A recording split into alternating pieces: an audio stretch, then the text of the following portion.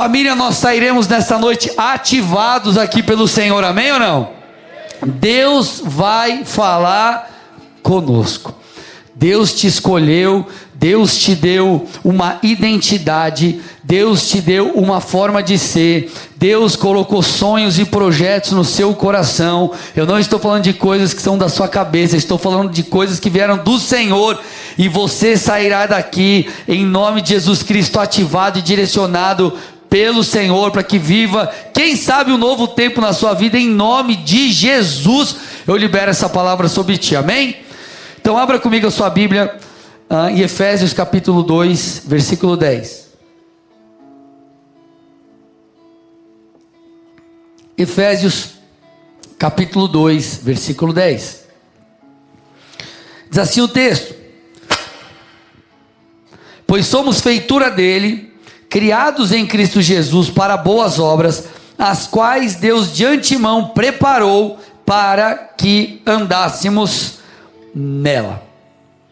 Amados irmãos, esse é um texto muito interessante do apóstolo Paulo, porque nesse capítulo, depois de ele falar sobre a nossa condição, ou a condição espiritual do homem sem Cristo, e a consequente salvação pela graça, ele deixa claro que eu e você, nós fomos comissionados por Deus para boas obras, amém ou não? Então Deus te chamou para a prática de boas obras.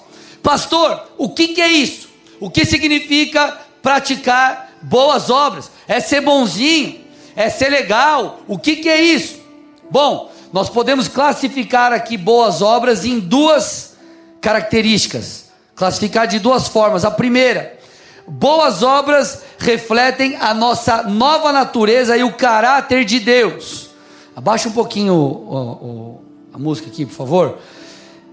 Mas a primeira classificação de boas obras é: nós precisamos agir de tal forma que nós venhamos a refletir a nossa nova natureza e o caráter de Deus. Ou seja, parte das boas obras é você andar moralmente segundo as Escrituras, é você viver segundo aquilo que a Bíblia diz. Então isso é a primeira parte das boas obras, porque a Bíblia não é um livro onde você apenas escuta sobre histórias. Na verdade, a palavra de Deus é viva e eficaz, ela penetra no nosso interior e produz mudança. As histórias que estão aqui, os preceitos que estão aqui, eles são para serem praticados, amém? Então parte das boas obras é isso. Agora, a segunda parte das boas obras são coisas mais específicas e tem a ver com talentos, com dons, com características, habilidades que Deus colocou em suas mãos. Tem a ver com o seu chamado, meu irmão. Então parte das boas obras que Deus quer que você faça é cumprir aquilo que Ele te chamou para fazer. O meu chamado, por exemplo, é ser um pastor. Eu não sei qual é o seu. Talvez o seu seja diferente do meu, mas Deus espera que você pratique estas boas obras. Pastor, mas você não tem muito cara de pastor. Ok, Deus me escolheu. Talvez você também não tenha cara daquilo que Deus chamou para fazer, mas Jesus escolheu você. Olha para o irmão do lado e fala assim: você pode ser feio, você pode ser bonito, não importa, Deus vai usar você. Deus usa uns com cabelo, outros carecas. Essa música aqui, o louvor tocou aqui, a Glenda veio nesse lugar, é da época que o Rodrigo tinha cabelo aqui, ó. E na época que eu tinha topete. Outra música top, isso daí foi bem demais, aleluia. Essa daí que você ligava o CD no quarto e ficava, Jesus, é isso aí. Aleluia, glória a Deus. Mas Deus te chamou para boas obras, amém, igreja? Amém. Do teu jeito, com aquilo que Ele colocou em suas mãos. E parênteses aqui, do teu jeito não tem a ver com imoralidade, tudo bem? Porque eu acabei de falar que prática de boas obras passa por viver o que a Bíblia diz. Quando eu falo do teu jeito, eu digo com o teu jeitão, com a tua personalidade. Então eu vim aqui nessa noite para ativar você em nome de Jesus. O título da mensagem de hoje é: desperte a sua identidade. Escute, Deus não te chamou para todo mundo, mas Ele te chamou para alguém. E se você tentar ser quem você não é, você não vai alcançar as pessoas que Deus espera que você alcance. Se você tentar ser a cópia de alguém, você não vai ser igual aquele que você está imitando, e também não será igual a você. Ou seja, os seus resultados não serão, você não vai ter o resultado esperado. Então o que eu quero que você entenda nessa noite para a gente começar aqui? Uma autoimagem distorcida vai te impedir de viver aquilo que você tem para viver em Deus. Uma autoimagem distorcida vai te impedir de viver aquilo que Deus tem para você. Se você não entender que você é filho de Deus, e por causa disso você precisa praticar as boas obras segundo a Bíblia, e se você não entender que Deus colocou características e um chamado em você específico, e você não buscar viver isso, você não será uma pessoa plena. Você não viverá debaixo do seu propósito.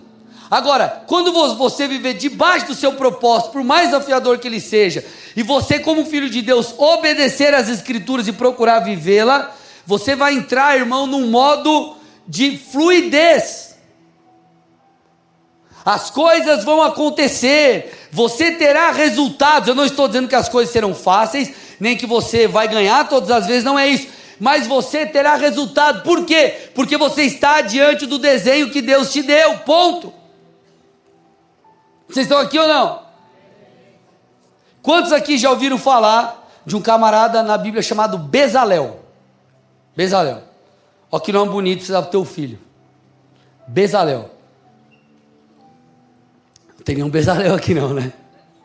Imagina, ô pastor Bezalel, perdão irmão, desculpa. Enfim, aleluia. Mas Bezalel, gente, ele foi um artesão altamente habilidoso. Um homem muito talentoso. E ele especificamente foi mencionado ali no contexto da construção do tabernáculo. E olha que interessante que a Bíblia diz, Êxodo 31, do 1 ao 5, diz assim: o Senhor disse mais a Moisés, olha lá: eis que chamei pelo nome Bezalel, filho de Uri, filho de Ur, da tribo de Judá, e o enchi do Espírito de Deus, de habilidade, de inteligência e de conhecimento. Em que? Olha lá, em todo artifício, para elaborar desenhos e trabalhar em ouro, prata, bronze, para lapidação de pedras de engaste, para entalho de madeira e para todo tipo de trabalho artesanal. Então nós vemos que Bezalel, ele foi alguém separado por Deus. Deus o encheu do Espírito. Deus deu a ele habilidades específicas para que ele fosse alguém de extrema importância na edificação do tabernáculo. O que eu estou tentando te dizer, irmão? Talvez a tua habilidade seja outra, talvez a graça de Deus na sua vida seja outra, mas fato é, Deus te chamou para algo específico. Há um desenho de Deus para você. Ele quer te posicionar no seu rio.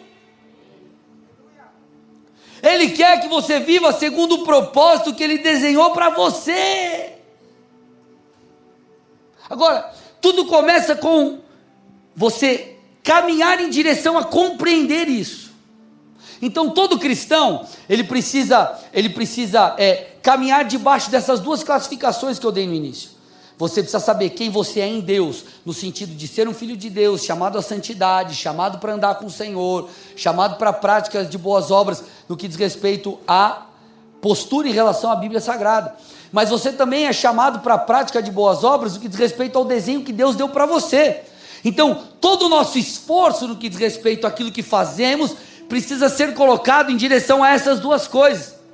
Porque dessa forma nós daremos um bom testemunho quanto ao nosso caráter, e nós também serviremos as pessoas e cumpriremos o nosso propósito, porque nós estamos debaixo do desenho de Deus. Amém ou não, gente? Deus, como eu disse para vocês, Ele me deu um chamado, Ele me deu um propósito. Eu me converti em novembro de 2003. A primeira vez que eu recebi alguma indicação do meu chamado foi em 2005, mais ou menos, 4, 5. Eu estava num seminário na Bola de Neve Sede, lá em São Paulo, e uns gringos, o Power Invasion lá do Randy Clark, a turma deles, e acho que o Zé traduziu eles, né, esses tempos atrás, aí num evento deles. Então, vem os caras, vem ministrar, vem a galera que ministra, e vem mais uma turma de gringo, e aquele mover, aquele momento profético, poder de Deus, ele sai dando palavra para todo mundo. E uma mulher orando por mim, ela falou: eu vejo sobre você uma unção de liderança. Irmão, aquilo, eu fiquei assustado, que eu olhei, eu falei: como assim eu? Então todo o processo de descoberta da nossa identidade no Senhor, ela é, como eu disse, um processo. Não é algo que simplesmente surge do nada e você tem um desenho todo, muito pelo contrário. Deus vai te dando as peças. Ele vai te dando as peças do quebra-cabeça. Daqui a pouco você tem peças suficientes para olhar e falar: nossa, eu estou montando aqui uma floresta. Deus não te dá a caixa do quebra-cabeça com o desenho atrás. Ele vai te dando peças e você vai descobrindo. Só que é nesse processo de entender quem nós somos em Deus, enquanto filhos, e essa primeira classificação, e aquilo que nós fomos chamados para fazer e ser, quanto a chamado e essas questões, são de extrema importância para que cumpramos o nosso propósito e possamos viver uma vida plena aqui. Deixa eu te falar, talvez você entrou aqui, você está fugindo do chamado de Deus na sua vida. Deus vai te pegar hoje, irmão. Se você fugir, você não vai ser pleno. Escuta o que eu estou te falando.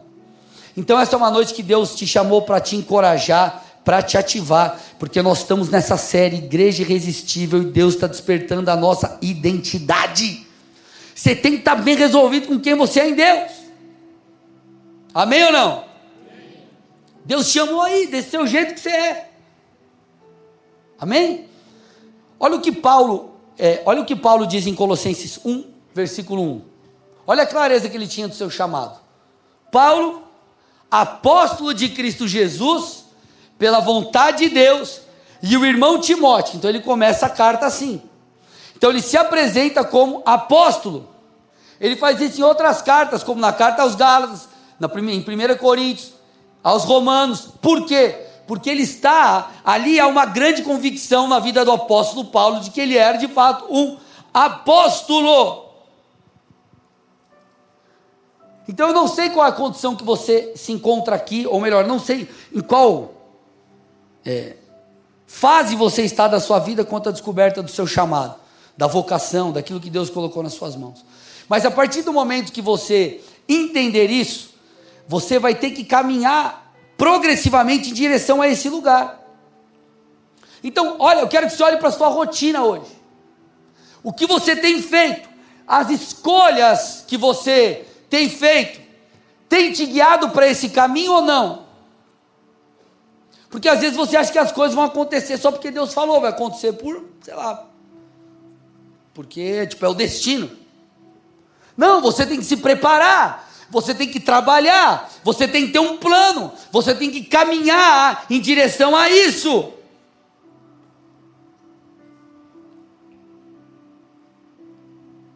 Então, a primeira parte do processo é saber quem você é em Deus e quem você não é.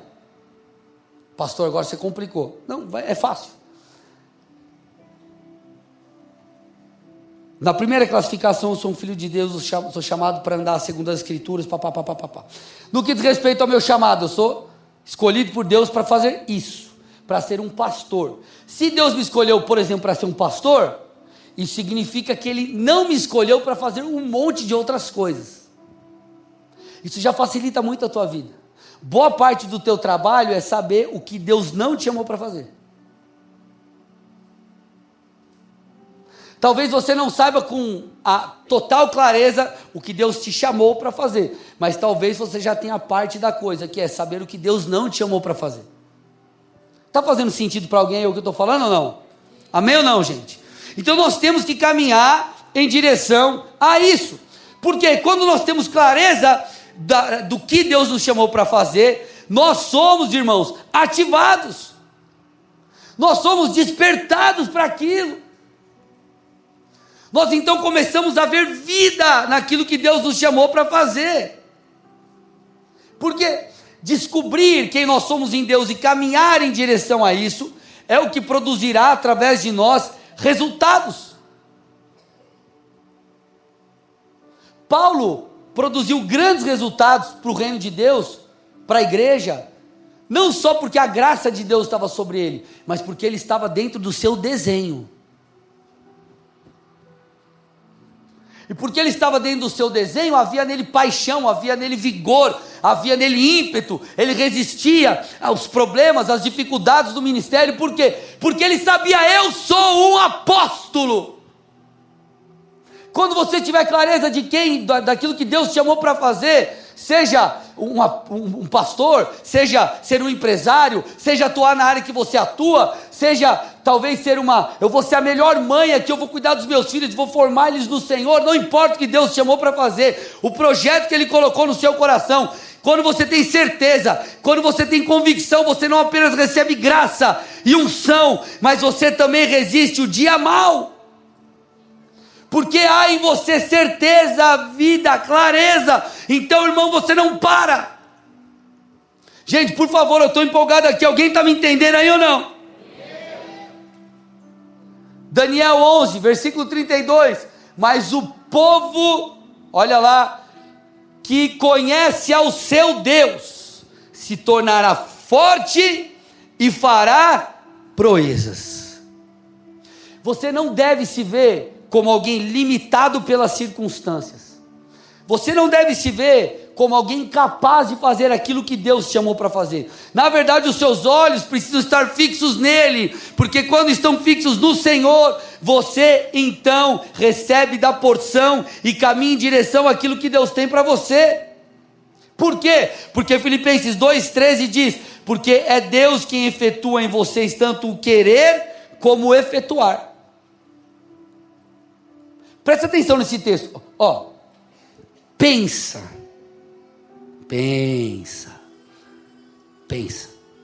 Deus é quem efetua em vocês, tanto o querer como o realizar.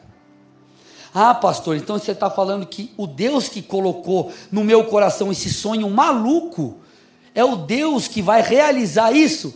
Sim, é isso que eu estou te falando. Pastor, mas parece muito doido. Às vezes eu não me vejo capacitado. Eu acho que parece impossível. Eu acho que a coisa é grande demais. Eu acho que a coisa é difícil demais. O Deus que efetua o querer é o Deus que efetua o realizar.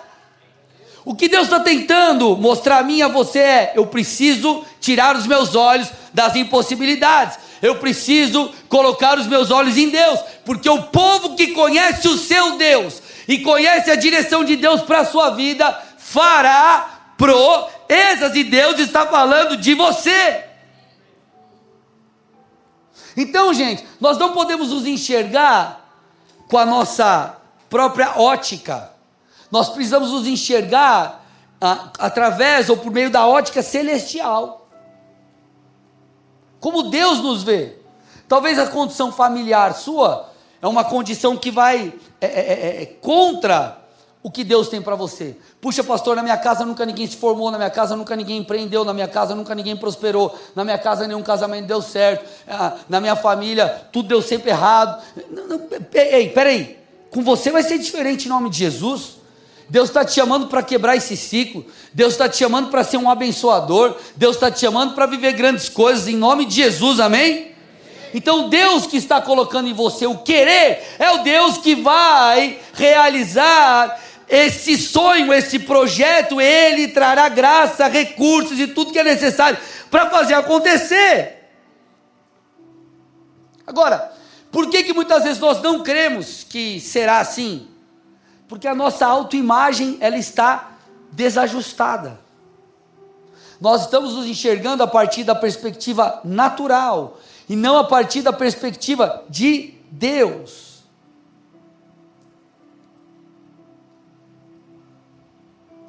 Você não faz porque você acha que você é capaz. Você caminha em direção ao sobrenatural porque você sabe quem você é em Deus. É diferente. Ei, eu sei quem eu sou em Deus. Eu sei quem vai à minha frente é o Senhor. Então eu viverei o impossível, porque o meu Deus cumprirá cada uma dessas coisas. Então, as coisas de Deus, elas, em alguns momentos, em algumas circunstâncias, elas não terão lógica, você vai ter que simplesmente crer. Você vai ter que simplesmente acreditar. Ele não vai te dar tudo, ele vai te dar parte. Agora, entenda, Deus vai te usar do jeito que você é. Deus vai cumprir o sonho que Ele colocou aí dentro de você. Ele vai, o Deus que gerou o querer é aquele que te ajudará a realizar. Você precisa crer nisso. Você precisa acreditar nisso. Porque às vezes você olha, talvez você olhe para você e diga assim, cara, mas eu tenho características tão distintas dos outros. Glória a Deus. Porque Deus te chamou para um povo específico, Deus te chamou com características específicas, e é isso que faz com que de fato o corpo de Cristo cumpra o seu propósito. Você pega aqui, eu prego diferente do pastor Marciel, e pregamos diferente do Rodrigo, do Zé, ou de qualquer outro dos presbíteros que pregam aqui. E nisso nós nos completamos. Enquanto um na parte do corpo é a mão como a mão, o outro é como o pé, e todos são guiados pelo cabeça que é Cristo. Agora, como Paulo disse, se você ficar olhando, se eu sou a mão não vai dar tudo certo, se eu sou a mão não é bom, queria ser o pé, irmão, você vai tentar ser um pé e não vai funcionar. Deus chamou para ser uma pessoa, não ser um gorila. Aí você está lá tentando caminhar com a mão, você é um gorila, irmão. Vocês estão me entendendo aqui ou não? Então deixa Deus te usar desse teu jeito estranho aí, aleluia, glória a Deus, porque a graça de Deus, ela opera em nossa identidade. A graça de Deus, ela faz com que o poder do Senhor sobressaia em meio às nossas limitações. O Paulo que tinha clareza do seu apostolado, o Paulo que fez grandes coisas para o reino de Deus, é o Paulo que diz em 1 Coríntios 15:9, eu sou o menor dos apóstolos, e nem mesmo sou digno de ser chamado apóstolo, porque eu persegui a igreja de Deus. Então Paulo sabia quem ele era, e ele entendia que isso era fruto do favor e da graça de Deus. Ele entendia que mesmo em meio a coisas que ele fez no passado, perseguindo cristãos, ele entendia, peraí, Deus é maravilhoso, em meio às minhas fraquezas, em meio aos meus desafios, Deus Ele derramou a sua abundante graça e me tornou quem eu fui chamado a ser.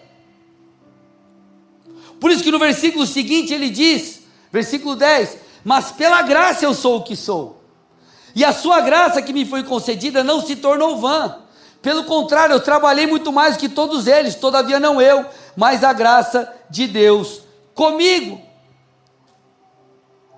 Quando Paulo teve encontro com a graça de Deus, quando ele entendeu a sua chamada, quando ele entendeu o que estava à disposição dele, ele não mais caminhou debaixo de limitações, mas ele então se tornou um alvo do poder e do favor de Deus.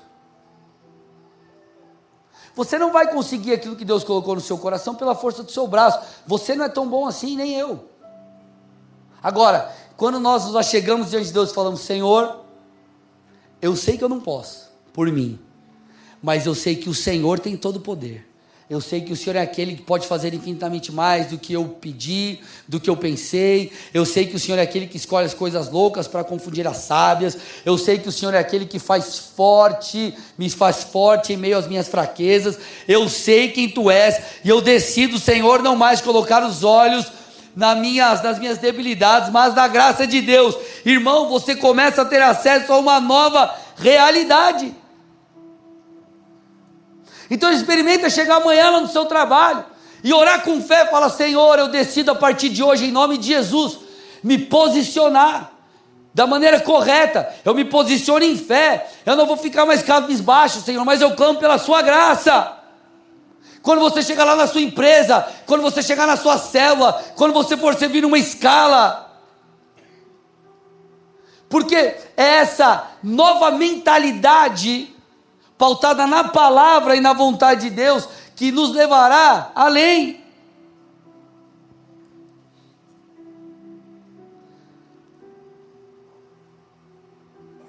Tem um pastor chamado Bill Johnson, que ele diz que a mente, ela é guardiã do reino de Deus. Entenda, ele não está falando de poder da mente, nem essas coisas, não é isso que ele está dizendo. O que ele está falando é o seguinte, que a mente é um campo de batalha, a mente é um lugar onde você dá espaço ou para Deus ou para o diabo, é um lugar onde a fé guerreia contra a incredulidade.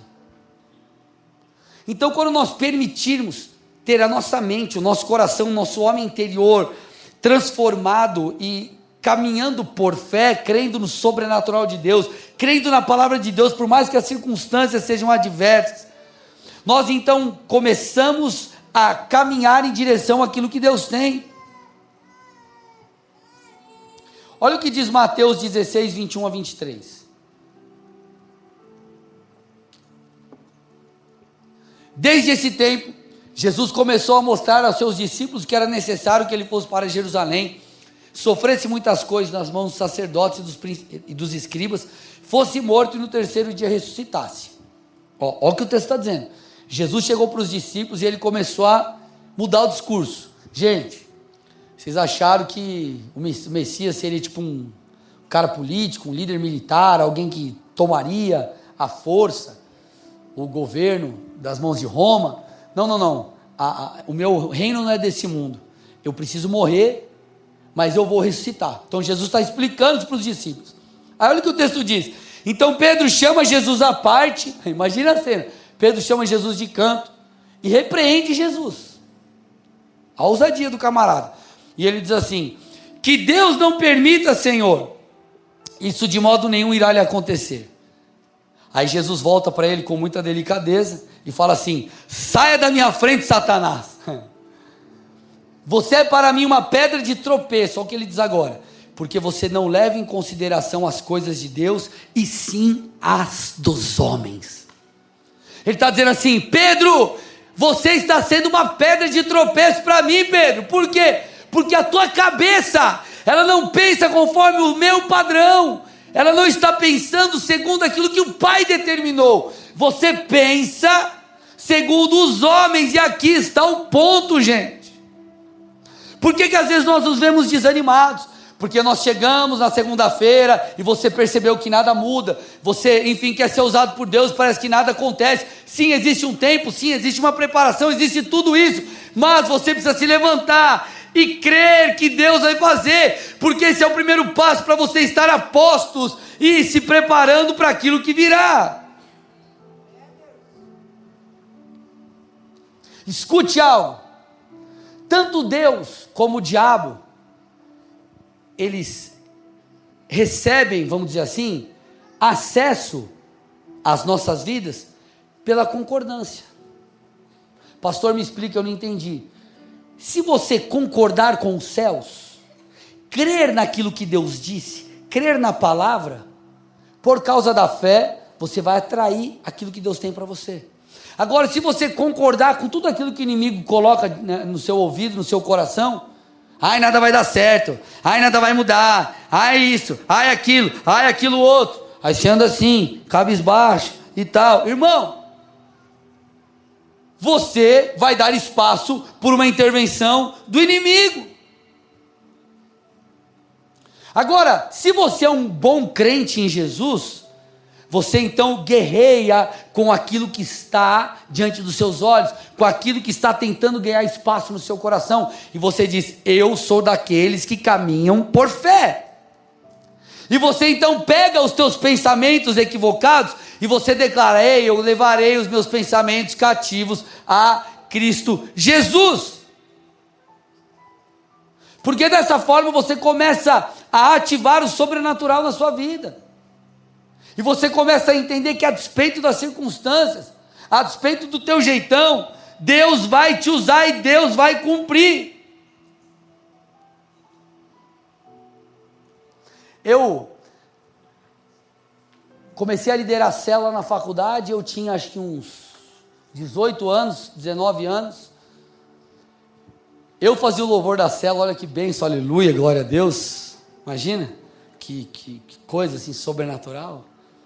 E tinha que ser mesmo, viu? Que ó, Jesus amado. Passou um tempo, casei, mudei para Curitiba. E eu cheguei no Paraná em maio, junho de 2010. E eu lembro que eu então me tornei presbítero na igreja de Curitiba. E eu, janeiro de 2011, eu recebi uma oportunidade, para pregar num culto de domingo à tarde. E depois, a partir de fevereiro, entrei nas escalas de pregação. Gente, eu estou com 37 anos, com cara de 18, cabelo de 15. Agora, imagina eu com 23, pregando na igreja. Sinceramente, sabe qual era a minha luta naquele tempo? Cara, eu tenho muito cara de piá. Eu penso um cara que tinha cara de piá, um topete assim, um cabelo meio diferente. Até que eu comecei a entender algo diferente. Eu falei, se Deus me chamou cedo, é porque Ele tem algo para fazer na minha vida diferente. Em vez de eu ficar preocupado se vão pensar que eu sou muito jovem, eu vou ser uma inspiração para as pessoas. Você está entendendo como a tua perspectiva tem que mudar? Deus te chamou do teu jeito. Por quê? Porque Ele quer alcançar pessoas através de você. Quando nós fazemos aqui um motorculto, o Rafa vai e prega, irmão, é incrível. Ele pega as peças do carro, mistura com a Bíblia, faz os negócios. De verdade, os caras que vêm, que é que ele chama, enfim, de outras, como que fala? Dos clubes dos carros lá, não sei o que, os caras vêm. Meu, é 1 zilhão de vezes melhor ele pregar do que eu. Você está me entendendo? E às vezes você está preocupado. Ai, será que tem espaço para mim? Ai, será que Deus vai fazer? Ei, o Deus que chama é o Deus que posiciona. Agora, você tem que crer. Você não pode viver como alguém incrédulo. Deus vai cumprir o que Ele prometeu no teu negócio, na tua casa, no teu chamado, em tudo aquilo que Ele te chamou para fazer. Mas você tem que crer, irmão. Quando Deus chama Moisés, você vê isso no início ali dos primeiros capítulos de Êxodo, Moisés reclama, Moisés questiona Deus, Moisés não aceita a ideia de Deus, e você vê ali em Êxodo capítulo 4, versículo 14, que Moisés desperta a ira de Deus. Por quê? Porque Deus tinha uma chamada específica com aquele homem. Deus havia designado Moisés para algo, e Moisés, com a sua postura, estava afrontando Deus. E quando você desacredita daquilo que Deus colocou no seu coração, é como se você falasse: ei Deus, eu acho que o Senhor errou no seu recrutamento e seleção. Acho que o RH celestial foi mandar um número, foi mandar um WhatsApp para mim, acho que errou o número final.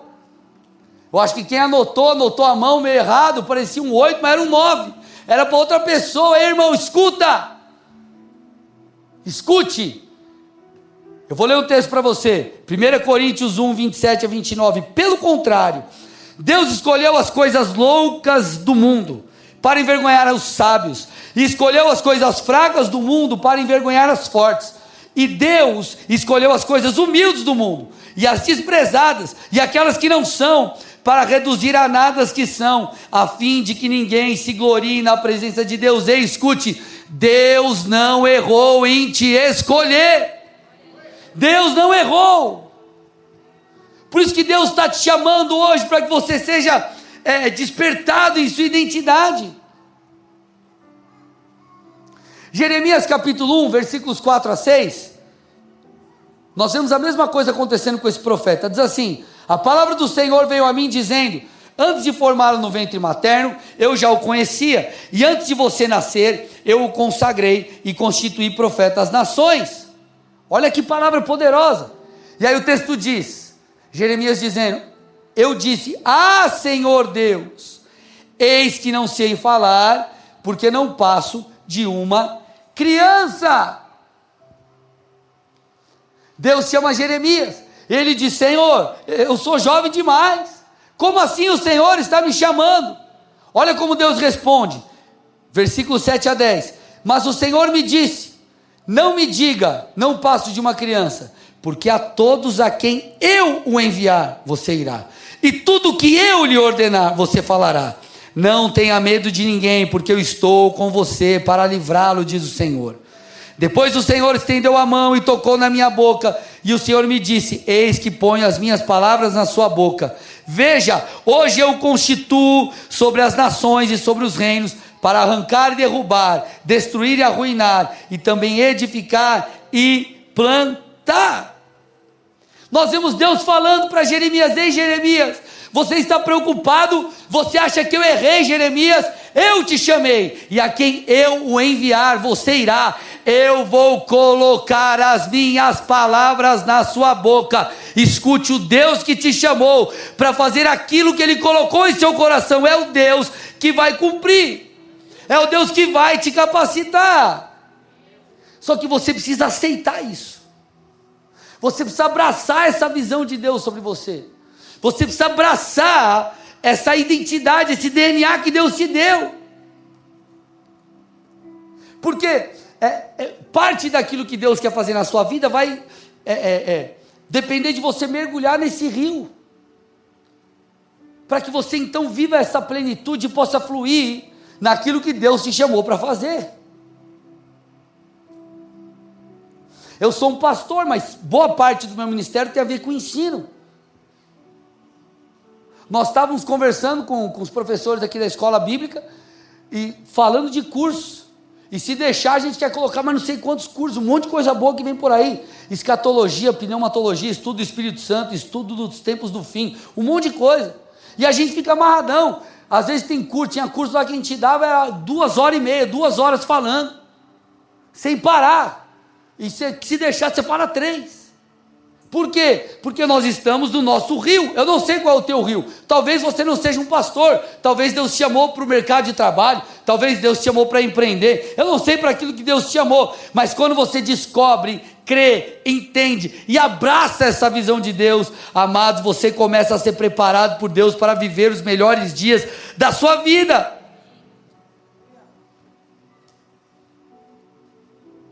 Então nós precisamos ajustar a maneira como nos vemos.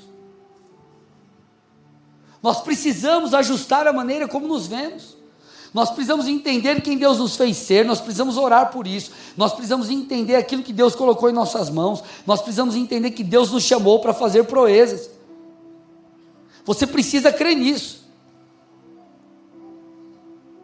Olha esse texto, estou caminhando para o final. Números 13, versículo 33.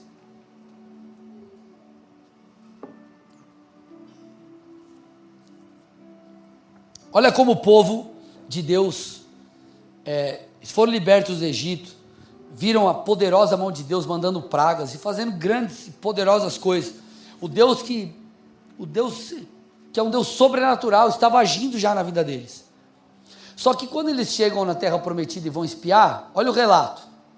Também vimos ali gigantes, e éramos aos nossos próprios olhos como gafanhotos, e assim também éramos aos olhos deles. Em vez deles olharem para os desafios, assim como você tem os seus desafios, no seu negócio, no seu chamado, na sua célula, no seu propósito, na sua família, onde quer que seja, em vez de nós olharmos e falarmos, peraí, eu estou diante de gigantes, só que, tempos atrás, Deus abriu o mar para eu passar, Deus derrotou os egípcios, Deus mandou 10 pragas, Deus acabou com os primogênitos. Ei, Deus fez milagres lá atrás. Deus é poderoso. Essa batalha agora é só mais uma onde eu vou sair vencedor. Por quê? Porque eu estou no centro da vontade de Deus. Não, o que o texto está dizendo? Que eles se viram como gafanhotos diante dos gigantes. Davi também esteve diante de gigantes. Sabe o que ele disse para o gigante? Ei Golias, você é um incircunciso. Traduz que eu não entendi, pastor. você não tem aliança com Deus. Você vem diante de mim com espada, com lança, com a sua força. Eu vou diante de ti com o Senhor ao meu lado, porque eu tenho aliança com o Senhor dos exércitos. Aí ele disse, eu vou acabar com você. Eu vou arrancar tua cabeça, eu vou detonar você, Golias. Por quê? Porque ele entendia quem ele era, ele entendia quem era o seu Deus. Sabe o que nós percebemos? Que a maneira como nós nos enxergamos, ela afeta o nosso futuro, afeta as nossas batalhas, afeta os resultados da nossa vida. Agora eu não estou dizendo que, eu não estou aqui fazendo uma pregação motivacional, você sair daqui e falar, nossa, eu sou bom, aí você chega no espelho e levanta o nariz e grita, eu sou bom, não é isso não, irmão. Eu estou falando para você ir para a presença de Deus, para você abraçar aquilo que a Bíblia diz sobre você. Eu estou falando para você entender o que é muito mais forte do que um levantar de cabeça. É a palavra de Deus sobre a sua vida, é a verdade de Deus sobre você, é a sua identidade no Senhor. Então aquela geração não pôde entrar na terra. Por quê? Porque eles não creram. E por que eles não creram? Porque faltava fé e a autoimagem estava desajustada. Agora, quando nós vemos Josué e a geração então que ele lidera de tomada, para tomar a terra, você vê que a postura era totalmente outra. Josué 1, versículos 10 a 13. Então Josué deu ordem aos chefes do povo, dizendo, passem pelo meio do arraial e ordenem ao povo, dizendo, preparem a comida, porque daqui a 3 dias vocês vão atravessar o Jordão, para que entrem na terra que o Senhor, o seu Deus, lhes dá, para que tomem posse dela. Josué falou aos Rubenitas, aos Gaditas e à meia tribo de Manassés, dizendo, lembre-se do que Moisés, servo do Senhor, ordenou a vocês, dizendo, o Senhor, o seu Deus, está dando descanso a vocês e lhes dará essa terra. Olha como o povo respondeu, versículo 16, tudo o que você ordenou, faremos, Josué, e onde quer que você nos enviar, iremos. A outra geração chegou diante dos gigantes e falou, a gente é tudo gafanhotinho, pequenininho, coitadinho, Deus não vai fazer, é difícil demais, é impossível, isso, aquilo. Josué chegou e falou, vocês se lembram daquilo que Deus usou Moisés para falar? Vocês se lembram das promessas? Vocês se lembram de quem é o nosso Deus? Deus está nos dando a terra, então prepare-se que nós vamos lá e nós vamos tomar. E o povo respondeu, é isso aí, Josué, aquilo que você mandar a gente fazer, nós vamos fazer. Qual é a tua postura? Porque talvez, irmão, você se comportou em uma estação da sua vida, como esse povo de Números 13, que se via como um gafanhoto, que a incredulidade ganhou espaço no coração, e Deus está te dando uma nova oportunidade hoje, para você levantar a cabeça, crer nas palavras que Ele já te deu lá atrás, para você avançar e caminhar em direção àquilo que Deus tem. Deus está nos chamando para mudar hoje o estado do nosso coração, o nosso sistema de crença, como nós nos vemos.